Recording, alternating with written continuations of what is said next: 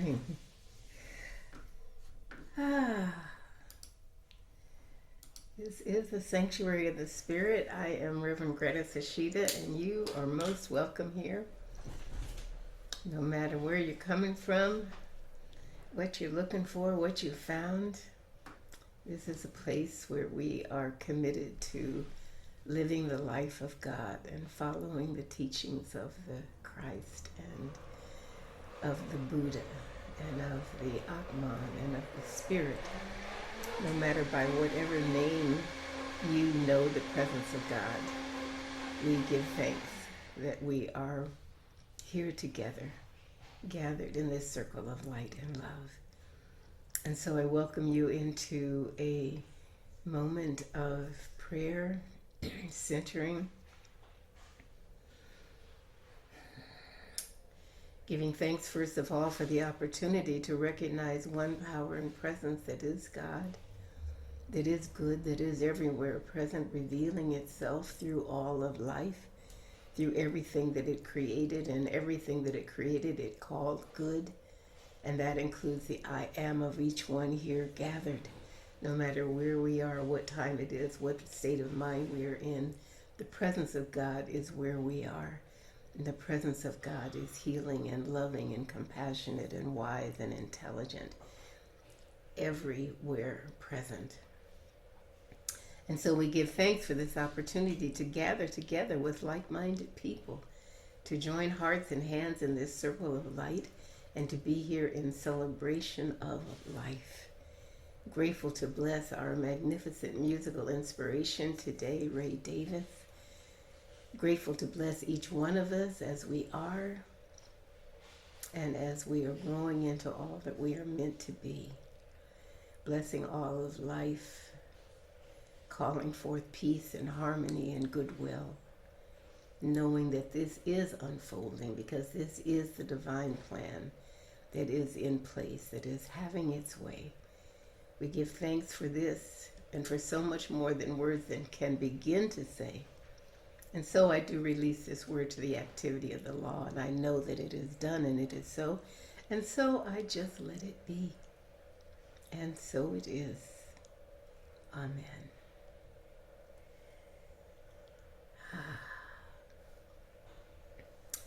Welcome again, everyone. Those of you that are with us here on Zoom, those of you joining on Facebook, on YouTube, thank you for being here. You make a difference. Thank you for the contribution that you bring.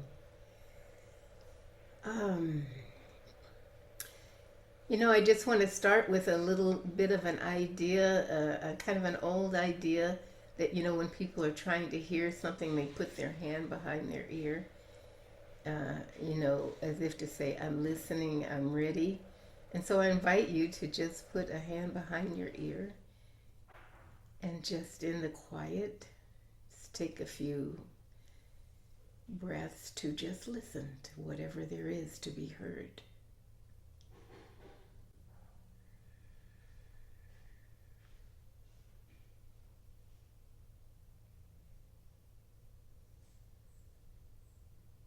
And then if you'd like to take the same hand or both hands and put them in your heart space and listen internally for whatever there is to be heard.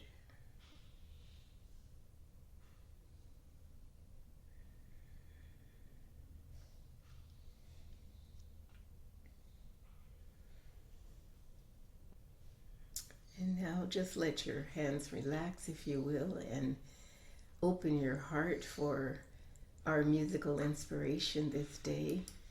That would be Ray Davis. He has a beautiful song to share with us this morning. Hello, Ray. Good morning, good morning, good morning, everyone. Oh, I love that moment of listening. So, this song I have presented before. It's a fairly new song, but it was the first and most insistent thing that came up when I saw your topic this morning, Reverend Greta. And it's still working in me. This song is a profound movement. It's a profound spiritual message for me. Um, it's this ultimate idea of what's really beyond our imagination, beyond where we have been before. You know, there's a dare to this spiritual life. Most people don't think the way that we end up thinking and seeing life the way that we end up seeing life. It requires a certain kind of sacrifice. And so it is, Yeshua said, lay down your cross and follow me. Can you lay everything aside and follow me? So this song is about what is beyond our expectations of life, our normal expectations of life. What's beyond the cocoon? The song is called Horizon.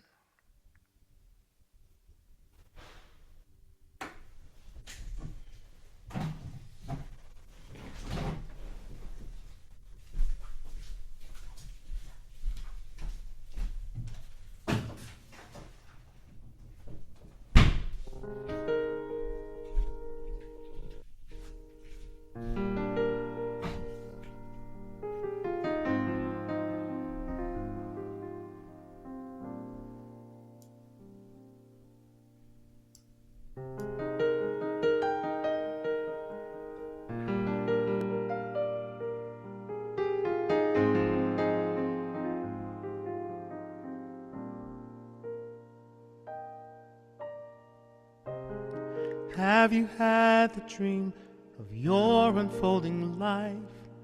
Have you had the dream of your horizon? Have you seen what lies beyond the fading of your light? Have you ever dreamed of your horizon? Do you fear the day you fade away? Well, there's a secret in the setting, rising sun. A sight unseen, a sound unheard. You say you want a miracle, but fear what you must try. The sight unseen, the sound unheard is a mystery awaiting your discovery beyond your horizon.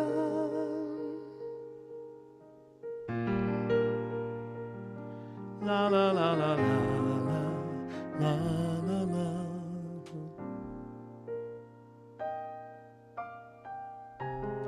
I've been letting go, no longer holding tight to anything that keeps me, binds me, imprisons, confines me behind the mortal veil of moral slavery, in spite of the promise of my horizon.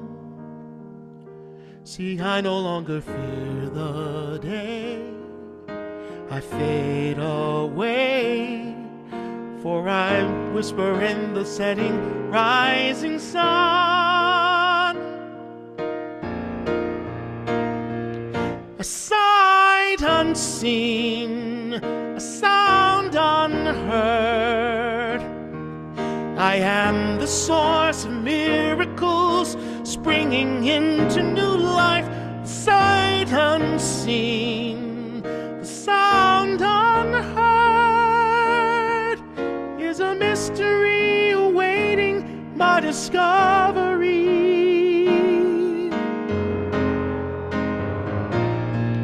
beyond my horizon.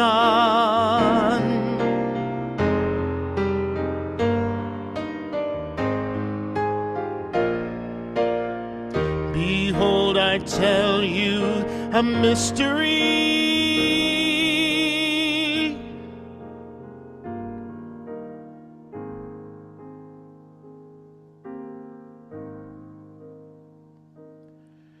We are the seed of a miraculous discovery beyond our horizon.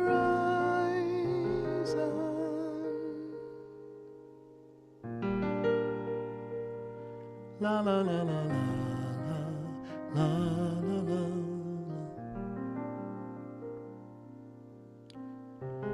Have you had the dream of your unfolding life?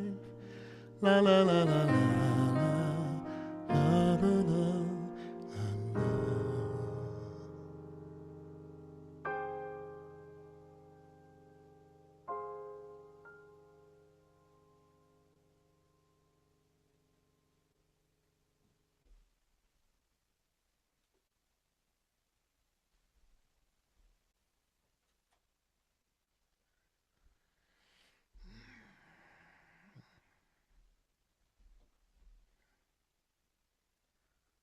I think you might be muted.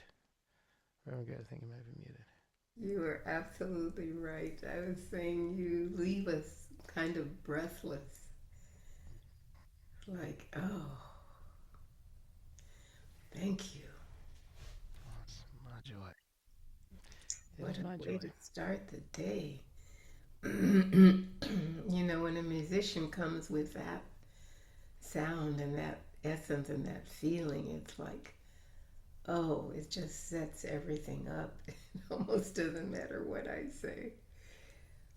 So grateful for Ray Davis this morning.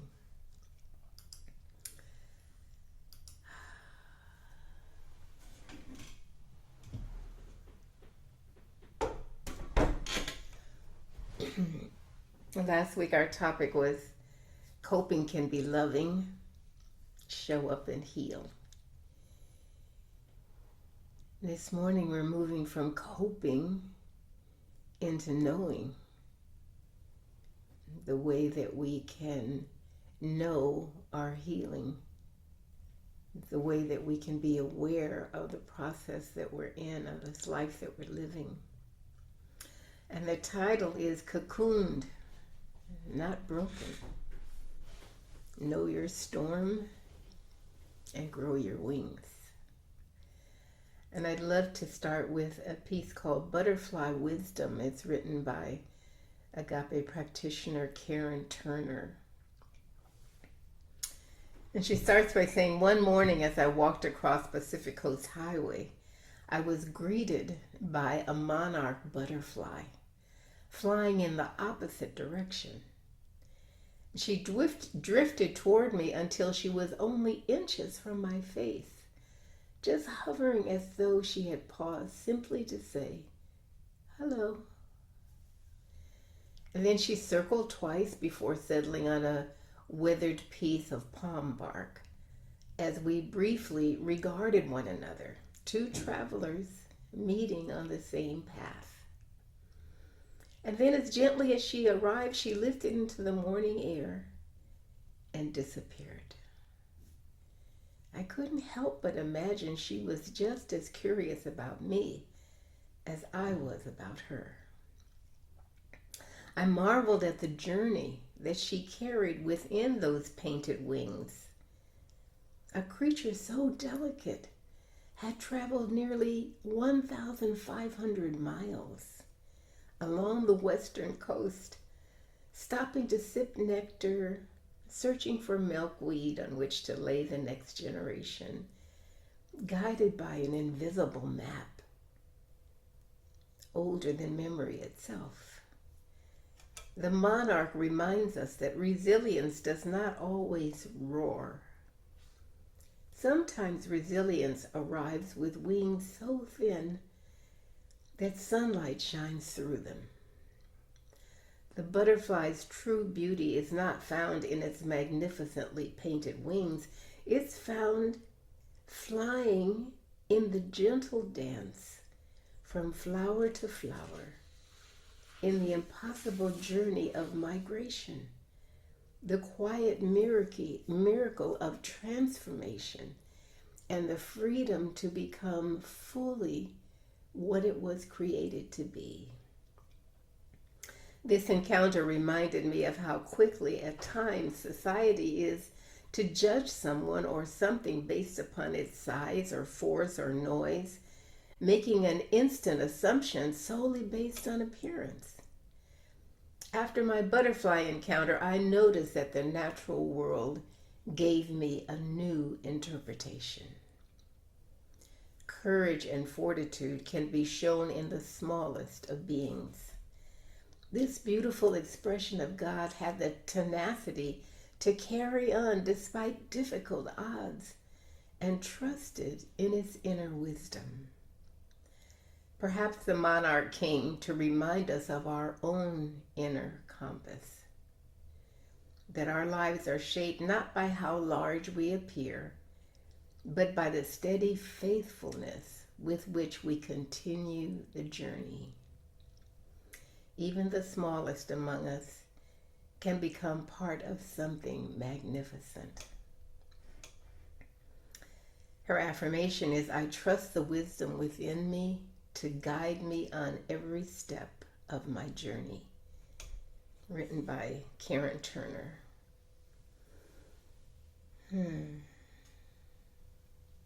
Inner compass to continue the journey that we're on. We are all here on this journey of life unfolding. And my butterfly wisdom leads me to share something that happened last week. And the scriptural guidance that came to me is from James 1:19. It says, let every person be quick to listen and slow to speak. So I'd already talked to you about having an infection in my tooth and the dentist telling me that I needed to have it extracted and all of that, and a person telling me to, try a holistic dentist, which I did, and I went and I found that the tooth wouldn't necessarily have to be extracted, that they could do deep scaling or deep cleaning to clean out the infection, and then regular deep cleaning so that the infection doesn't come back. So, I'd had this done years ago. I thought I didn't really need it anymore because I'd had this laser treatment. But anyway, here I am again going through this process. And when I was a little girl, I remember my mother took me to this dental clinic once, and they wanted to pull a tooth. And the dentist came at me with this needle, to numb the area. And I just refused. I would not open my mouth. I would not let that dentist near me with that needle. And my mother had to take me home. It was only a milk tooth that was going to come out anyway. But I had that memory of really not going to the dentist is not one of my favorite things. So anyway, I went through this process, and the most challenging part of it is the numbing, because they have to do the injections so that you don't feel the pain. So that was pretty rough, that part of it. And then after that, of course, it's nothing much to be concerned about. But it is such a kind of a thing that they do. In one session, they do one half of your mouth, upper and lower, and the other session, so I had to go back the next week for the rest of my mouth. And this was like last Sunday was the day before I was going to be going back again. And I found myself just dreading it because I really did not want to have to experience that. And then I thought to myself, instead of trying to get away from the pain, I'm going to just offer my mouth to the hygienist, and just know that it's going to be uncomfortable, but it's not going to be long, and it's not going to be bad. And that's just what I'm going to do. And so that was my intention. And then Monday morning, I remembered that when I used to go so many years ago for the same thing, I used to imagine this butterfly up in the top. Like, I just imagine it in the upper left part of my brain or my mind. And I just imagined this butterfly. And I did that while the procedure was going on.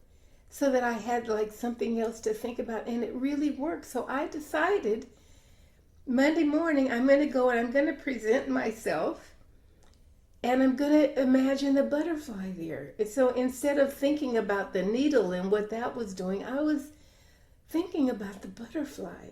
And honest to goodness, I didn't feel anything bad.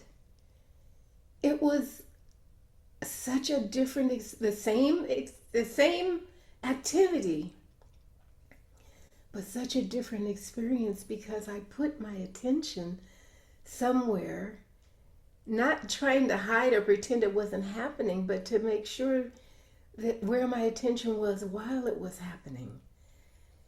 And so it worked for me to remember. It worked for me to envision something else, something higher than what was my fear of what was going to happen and how something was going to hurt.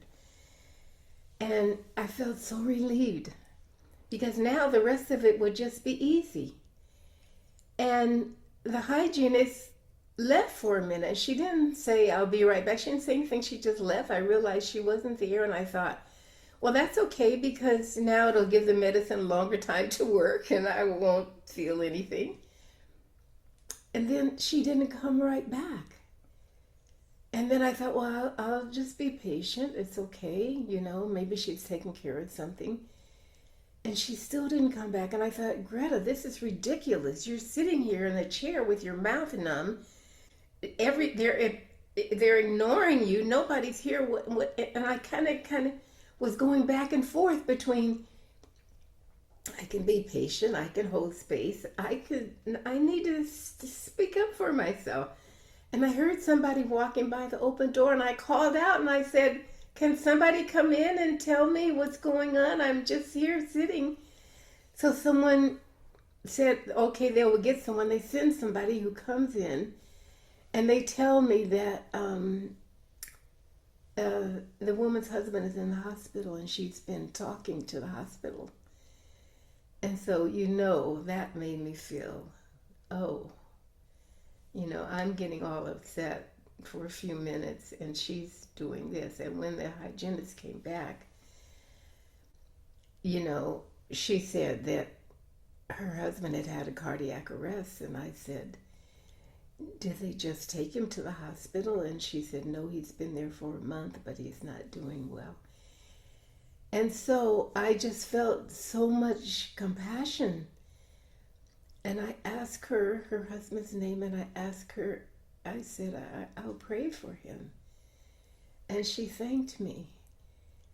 And I told her I could come back another day, and she said, no, let's just go ahead and do it. And so we did, and I left. And as I left, I thought, well, that was so easy for me to say, I'll pray for you. Did I do that because I'm a minister? And it's like, would that be okay for anybody? Would that, can you imagine yourself just saying to somebody, I'll pray for you? Have you done that? Some people are nodding and some people are shaking, and it's no judgment. It's just a question. Would it feel or sound strange to say to someone, I'll pray for you? Or would it feel or sound strange to just think to yourself, I'm going to pray for this person? I don't know who they are. It's not like there's somebody that I love or I care about, somebody I don't even know miles away. I'm going to pray. I'm just asking about how that would be for you. I have been praying for her husband. That's just part of my daily prayers, and I'm thinking I could be praying for myself because, it was such a seesaw thing, and here I am getting all upset, and somebody else is going through a very traumatic thing, and I'm thinking that it's all about me when it isn't. But in a way, it is all about me because it was an opportunity for me to be aware of something. So my getting upset it's not really like a mistake that I made. It's not really like something that I need to be forgiven for. It was part of the process of me growing and knowing more of who I am and what I'm here for. And going back to the butterfly, a butterfly comes from a cocoon or a chrysalis, and sometimes they're usually struggling to get out. And if you go and try to help them and try to kind of tear the cocoon a little bit so that they get out, the butterfly cannot survive because it needs that struggle that it takes to get out to be able to fly 1,000 miles in the air. It needs that.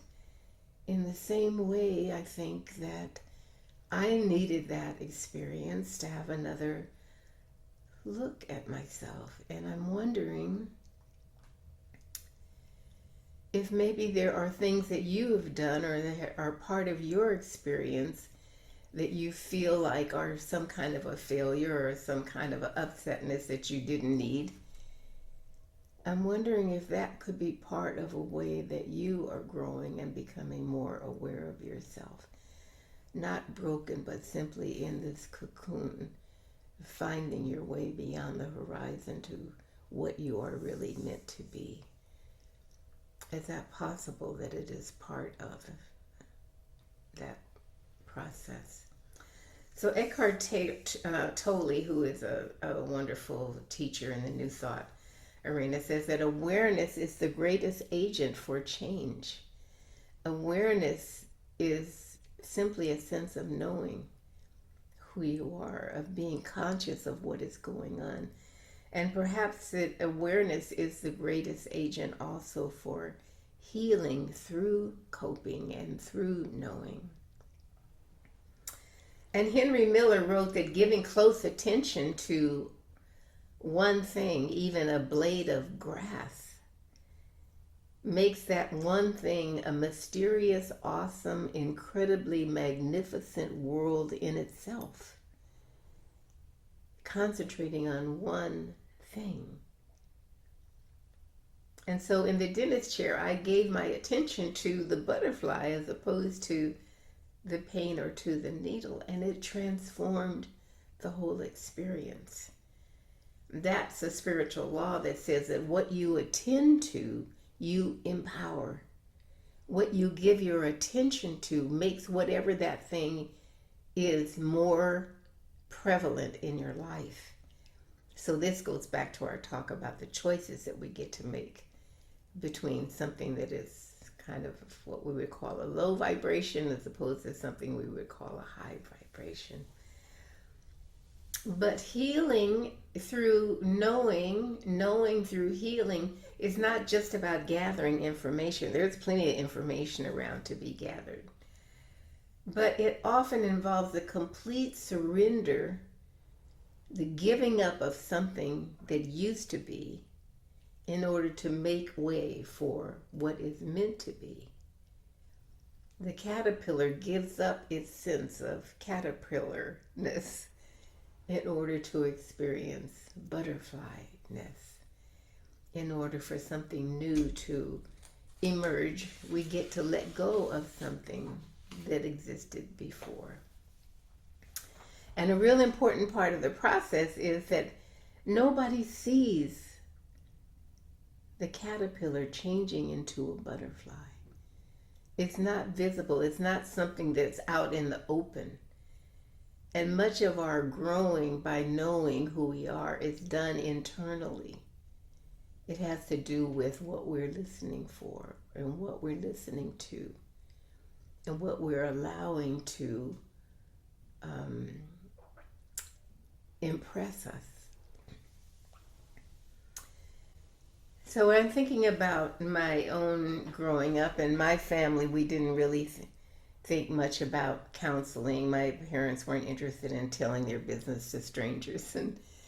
But I was really needing some help, and I was new to New Thought, and I I went to a practitioner, and I was kind of nervous about going. I didn't know what it would be like, but I needed to have the opportunity to express some of the things that I was going through. And as I continued to go, and I settled on a practitioner that was really, really helpful to me as I was going through these anxiety things. And we usually would sit on the couch and talk. But one day, some way, I don't know how, but I ended up sitting on the floor and just sharing what I was going through and how I was feeling. And she was just sitting next to me and just listening, really not saying very much at all. And, at one point she kind of put her arm around my shoulder, and it's like something just kind of like cracked inside and it just spilled out. And it was just a lot of tears. And she wasn't trying to stop me or comfort me or anything. She was just really listening. But something kind of wonderful happened in being listened to and being able to share where I was. It was a big movement into knowing more about who I am and what I'm here for. And anybody watching from the outside wouldn't have had any idea about what was going on in me inside. They would have seen, a woman crying and a woman sitting there, but they wouldn't have had any idea about the internal process, what it all meant, what it all felt like. So years later, I had a call from my mom, and she sounded really upset, and she was talking really kind of fast. She hadn't slept, and I came to visit her, and she was very hyper excited and trying to do a whole lot of different things at once. And at one point, we just sat down on the couch in the front room, and I just listened. And she just talked and talked and talked, and a lot of it I didn't understand. Like sometimes, since I was a little girl, my mother had these episodes of what they called nervous breakdowns, when she'd get all excited and be doing things, looking for things. But I just really sat there and just listened, actively listened to her as she talked. This went on, it seemed like most of the day. And by the end of the day, she was so clear and she was so calm. It was a complete change over what usually happened. What usually happened was, give her some medicine, take her for a treatment or something. Things completely changed, and I don't know if it was just a matter of she needed somebody to listen who loved her. I don't know. But she never had an episode like that again after that. She never had to take medicine or go for treatments after that one experience of sharing and being listened to. And again, there was nothing to see from the outside. I had no way of knowing that this would be the last time she ever had an episode like this. And there wasn't anything for me to do. I wasn't trying to help her or give her therapy, anything. I just got to be the one that listened. Listening, I'm not saying that it's a substitute for therapy or for medicine or any kind of a care that you need, but listening can be its own medicine. And there's a woman by the name of Rachel Naomi Remen, and she was alternative medicine. She was a pediatrician, but also a wonderful healer. And when I decided I wanted to share her quote on Friday, I didn't realize that yesterday was the day that she made her transition. So you may be hearing a lot about healers talking about what they learned from Rachel Naomi Weeman. But she taught that curing is a technical medical function that's aimed at fixing something. But healing is a natural spiritual process of restoring the wholeness that was already there. And she really spent her lifetime teaching about healing. And she said that listening is the oldest and perhaps the most powerful the most powerful tool of healing. Our listening creates a sanctuary for the homeless parts of the person that's being listened to.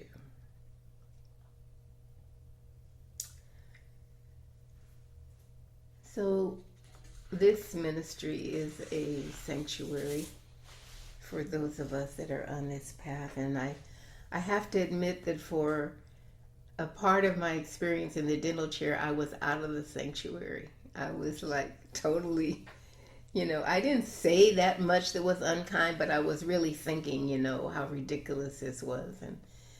And I didn't handle the experience very well. But Einstein said that you can't solve a problem on the level of consciousness that created the problem. So I couldn't think myself out of being irritated and being upset. But through the process, I got to know myself out of it. I got to be aware of what was happening around me and within me. And that was a part of my healing and my wholeness.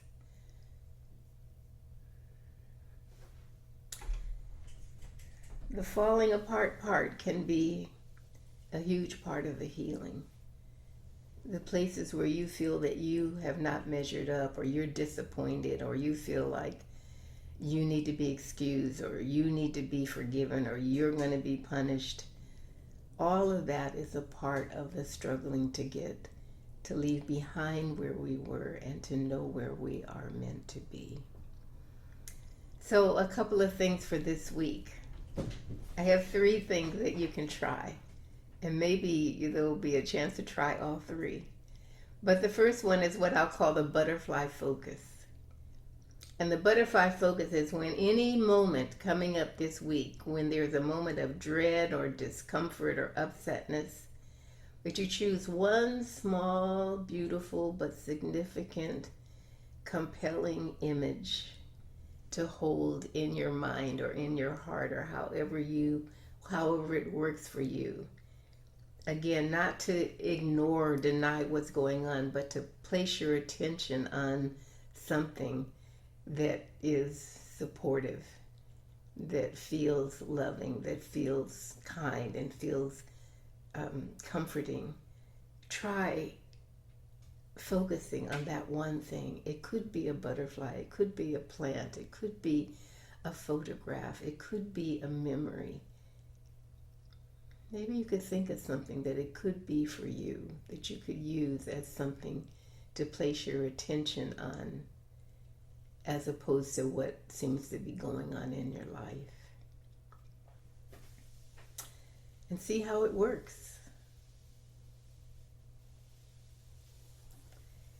And then the second thing is a listening pause. And the listening pause is you choose one conversation that you're having with somebody, and all you do is listen. You don't try to fix anything, you don't try to change anything, you don't try to counsel. The person is talking and you're just listening. You're just holding space.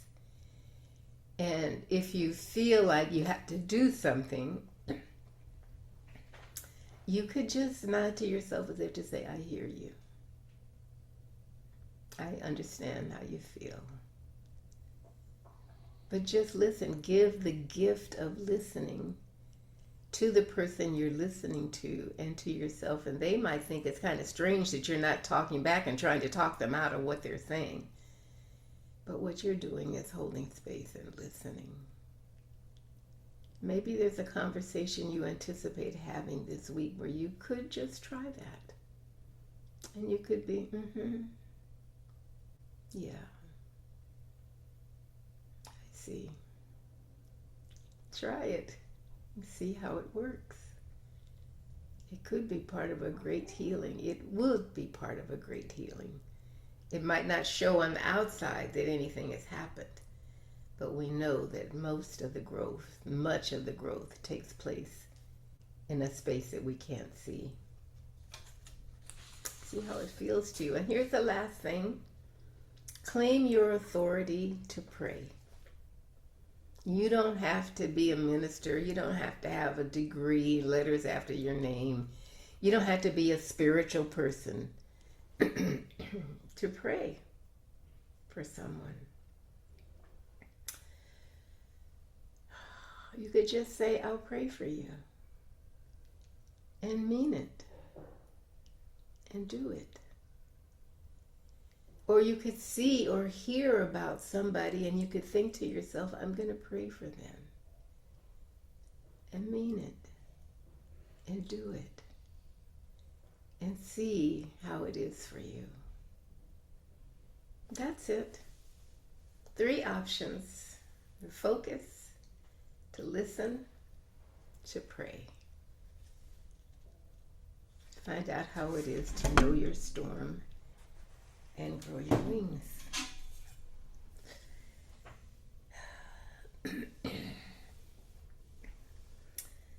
God is so good, so good.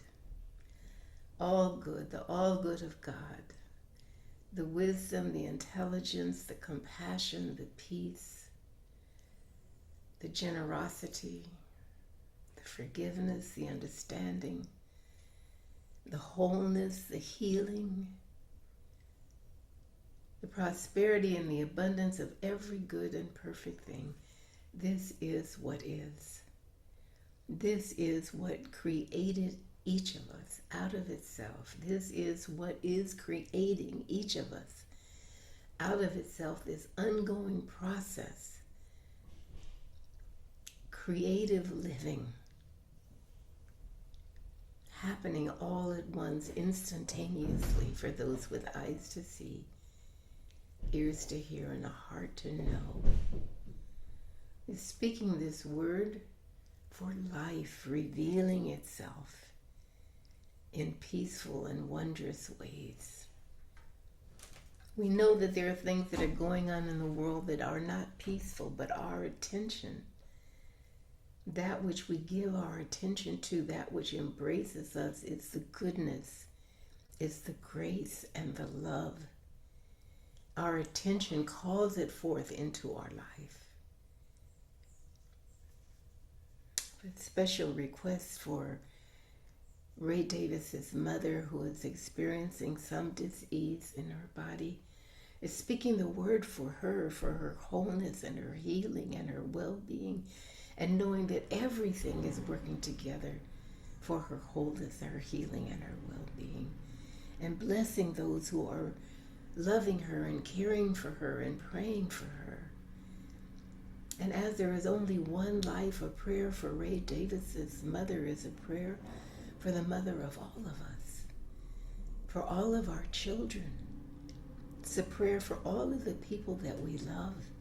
It's a prayer for all of the people that we don't even know that we care about and are praying for or would pray for. It's a prayer for those who need prayer seemingly more than anybody else because they appear to be so lost, but it is all a part of the struggle, part of the experience of growing more and more into who we are really meant to be. And yes, we're blessing those that we're praying for, members of our family, members of people that occupy our hearts, and for the strangers and for the people that don't seem to have anybody praying for them. There's one life, there's one prayer, there is one love. We are all living it. We are, each of us, loving it. This is why God says, you are my beloved. Each of us is the beloved of God. And so we pray for one another, and at the same time, we accept and receive the prayers from one another. And all of us are lifted. And all of us move closer to knowing our true self. We give thanks for this. We pray for the children of the world. We pray for the elders of the world. Pray for all those in between. Pray for the animals. Pray for the plants. Pray for the oceans and the forest, the deserts, the valleys. This wondrous world is one. We see it, we declare it, we live it, and we love it, and we let it be. And so it is. Amen and Ashe.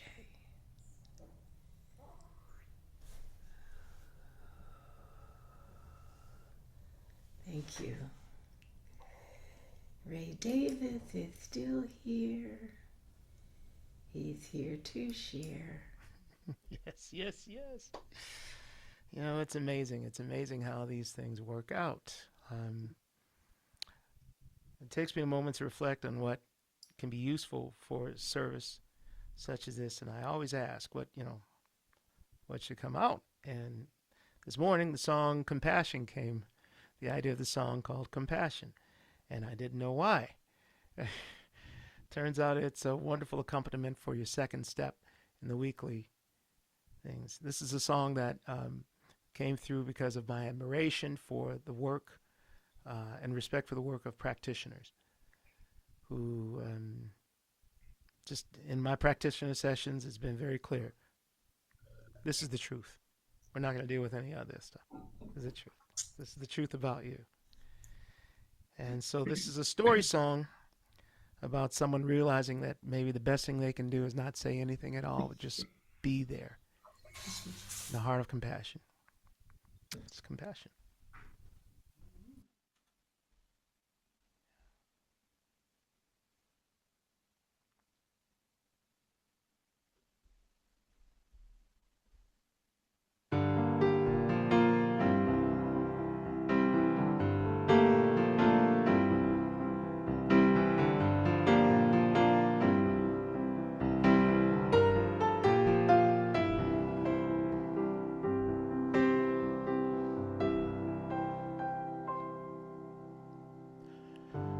Fear came by for tea one afternoon. She cried and cried so much that soon tea was tepid and forgotten. The fear said, this time I think he's gone for good. So in my mind I'm wondering, should I say this or that or not? Then suddenly the silence, right when everything was quiet, I knew what was needed, just love and compassion.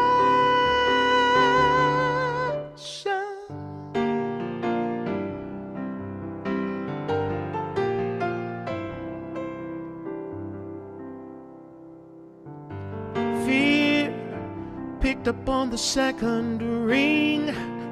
He mumbled before confessing he was totally besotted. The fear moaned, he's only toying with my heart. So now I'm wondering how to start to unstop a mind that's clotted.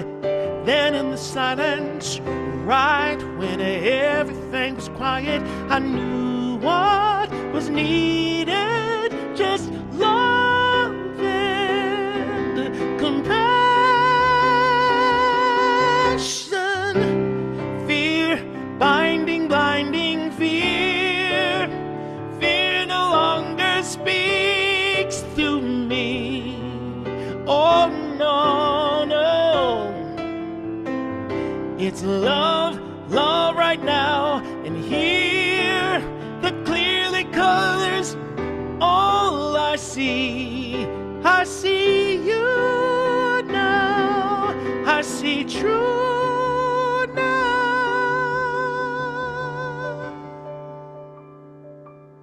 All is well.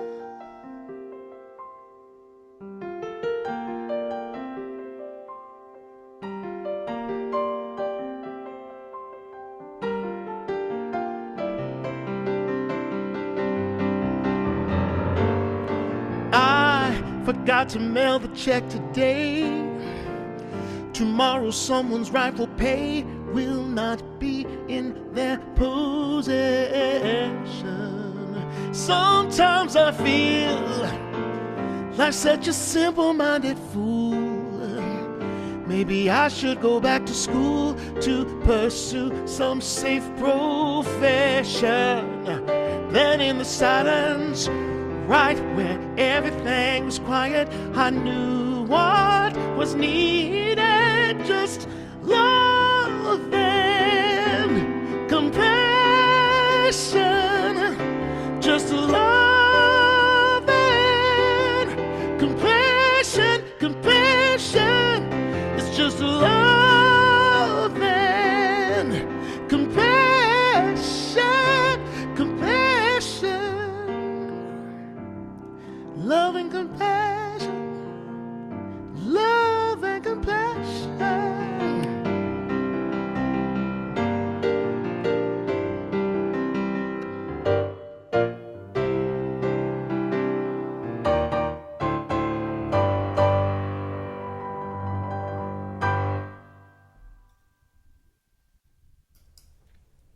Love and compassion was all that was needed. Wow. That's all. That's all. Sometimes that's all we need. I'm just thinking, Ray, about your first piano lesson when the teacher said find middle C and you just played it. And from finding middle C, now you just play from your heart the music, the words, the sound, the vibration that is so healing. And I know there must have been trying times getting those lessons and doing that practicing and all that when you wanted to maybe do something else. Yes. But thank God for you and thank God for the blessing that you are to this ministry. Thank you. Thank you. Appreciate you. And thank you for that prayer. That was. Thank you. And prayers continue. Yes. Yes, they do. This is what is true. Health and healing and wholeness. Thank you. Oh. Well, time for me to thank you all for being here, for being part of this ministry, for telling your friends about it, for coming and any time of the day, any day of the week to catch up, to see what's happening here in the sanctuary. I so appreciate your participation. I so appreciate your request for things that you would like for me to talk about or things that you would like prayer for. I trust that you know that you can just write something in the chat box or you can email me at revgreta@me.com and let me know how I can be of service to you. Would love that. We talked about the butterfly that had flown over 1,000 miles and that she was guided by an invisible map. And the sanctuary of the spirit is guided by an invisible map in a way. It isn't all visible to me at one time, but it is carried forward by those of you that can support it and give what you can when you can to support it. And that makes it possible for other people who are looking for a sanctuary to find it, to find us here and to join us and to be part of this. So thank you so much for following your own inner compass and what you are able to share and how you are able to support. It is all so very much appreciated. I'm trusting this week ahead that you will take the opportunity to focus, to listen, to pray, and see how it all unfolds for you. And I'd love to hear if you want to email me and let me know how it's going or what you tried or what happened. That would be a real blessing. Sesheta Speaks, the monthly newsletter, is coming out this week, and some of these ideas may be a part of it. It's still unfolding even now. If you don't receive it and you would like to, you can go to my website, revgreta.com/newsletter, and just click on it and I'll make sure that you receive a copy of the newsletter. I do want to thank those of you that are here with me on Zoom. I appreciate you so much. Appreciate the people on Facebook and YouTube. Whatever time you're joining, thank you. Have a wonderful week. Grow your wings. Do your thing. Become more and more aware of who it is you are really meant to be. Thank you. I love you. I'll see you soon. Take good care.